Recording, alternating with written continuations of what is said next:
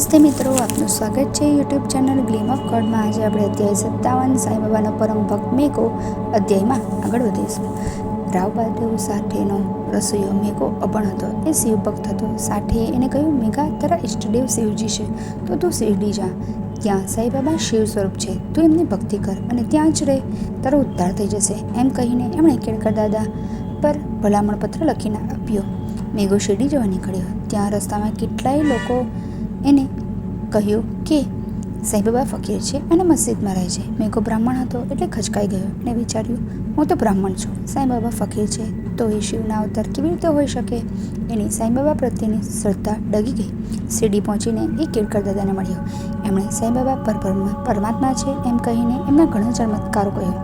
પછી એને લઈને દ્વારકામાઈમાં આવ્યા, પરંતુ સાંઈબાબા મેઘાને જોતાં જ ક્રોધથી બોલ્યા, કેળકર, હું તો મુસ્લિમ છું, આ બ્રાહ્મણને ક્યાં મસ્જિદમાં લાવે છે?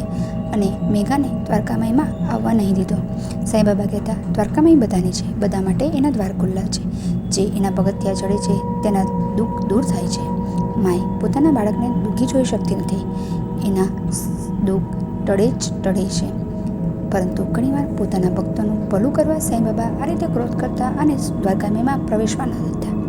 એમણે મેઘાના મનની શંકા દૂર કરવી હતી, એમની ભક્તિને નિર્મળ બનાવી હતી, એનો ઉદ્ધાર કરવો હતો, એટલે એમણે મેઘાને દ્વારકામાઈનું પગથિયું ચડવા ન દીધું। મેઘો તો ગભરાઈ ગયો, પણ એને વિચાર આવ્યો કે મારા મનની વાત સાંઈબાબા કેવી રીતે જાણી ગયા? ચોક્કસ સાઠે શેઠની વાત સાચી છે, તેઓ શિવના જ અવતાર છે, અને એનું મન બદલાયું। પછી એ ત્યાંથી નાસિક જઈને ત્રંબકેશ્વર ગયો, ત્યાં 1.5 વર્ષ જ્યોતિર્લિંગની પૂજા કરી, એનું મન વધારે નિર્મળ બની ગયું।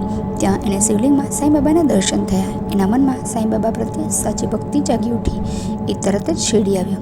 કેળકર દાદા પાસે જઈ એને પોતાને ત્રંબકેશ્વર જ્યોતિર્લિંગમાં સાંઈબાબાના દર્શન થયા તે વાત કરી અને કહ્યું, દાદા, હવે મારું ત્યાં સુધી મારે સાંઈબાબાની જ ભક્તિ કરવી છે, તેઓ જ મારા શિવબાબા છે, તમે સાંઈબાબાને સમજાવો કે મને દ્વારકામાઈમાં આવવા દે, હવે મારે શિરડીમાં જ રહેવું છે, સાંઈબાબાની ભક્તિ પૂજા કરવી છે। કેળકર દાદા મેઘાને લઈને દ્વારકામાઈમાં ગયા।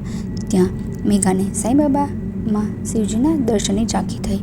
એ શિવબાબા બોલતો સીધો દ્વારકામાઈમાં ગયો અને સાંઈબાબાના પગમાં મસ્તક મૂકી દીધું। સાંઈબાબાએ પ્રેમથી એના માથે હાથ મૂક્યો અને એના કપાળ પર ઉદી લગાડી। તે દિવસથી મેઘો સાંઈબાબાની પૂજા કરવા લાગ્યો। એ રોજ બાજુના જંગલમાં જઈ બીલીપત્ર લઈ આવતો, શિરડીના બધા મંદિરોમાં પૂજા કરી છેલ્લે દ્વારકામાઈમાં આવતો। સાંઈબાબાના પગ ધોઈ ચંદન, બીલીપત્ર અને ફૂલથી સાંઈબાબાની પૂજા કરતો, સાંઈબાબાના પગ દાબતો અને આખો દિવસ સાંઈબાબાની સેવા કરતો। પ્રથમ સાંઈબાબાનો ચરણામૃત પીધા પછી જ કંઈ પણ ખાતો, આ એનો નિત્યક્રમ થઈ ગયો હતો। વાડામાં પણ એ સાંઈબાબાની છબીની પૂજા કરતો। નાના સાહેબ ચાંદોરકરે એને એ છબી આપી હતી। એ આખો દિવસ શિવબાબાનું રટણ કરતો। એકવાર મકર સંક્રાંતિ આવતી હતી, એણે બાબાને કહ્યું, બાબા, તમે જ મારા શિવજી છે, આ મકર સંક્રાંતિમાં મારી ઈચ્છા તમને ગંગા સ્નાન કરાવવાની છે, મને એની રજા આપો। બાબા બોલ્યા, મેઘા, મારા માટે તો કોઈ પણ જળ ગંગાજળ છે, એનાથી મને સ્નાન કરાવજે। મેઘો બોલ્યો, બાબા, આ દિવસે શિવજીને ગંગા સ્નાન કરાવવાનો મોટો મહિમા છે, મને રજા આપો। સાંઈબાબાએ હા પાડી એટલે એ રાત્રે જ હાંડો લઈને નીકળી પડ્યો। 5 કોસ ચાલીને ગોદાવરી માટે જળ બળ્યું। ગોદાવરી ગંગા સ્વરૂપ જ હતા, એની કથા આગળ આવી ગઈ છે। એ ગંગાજળ લઈને શિરડી આવ્યો ત્યારે દિવસ ચડી ગયો હતો।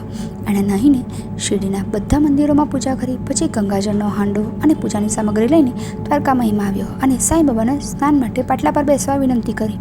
બાબા પાટલા પર બેસતા બોલ્યા, મેઘા, મારું માથું પલાળશે એટલે મને ગંગા સ્નાન કરાવવાનું ફળ મળી જશે, મને આખો નવડાવી નહીં દેતો।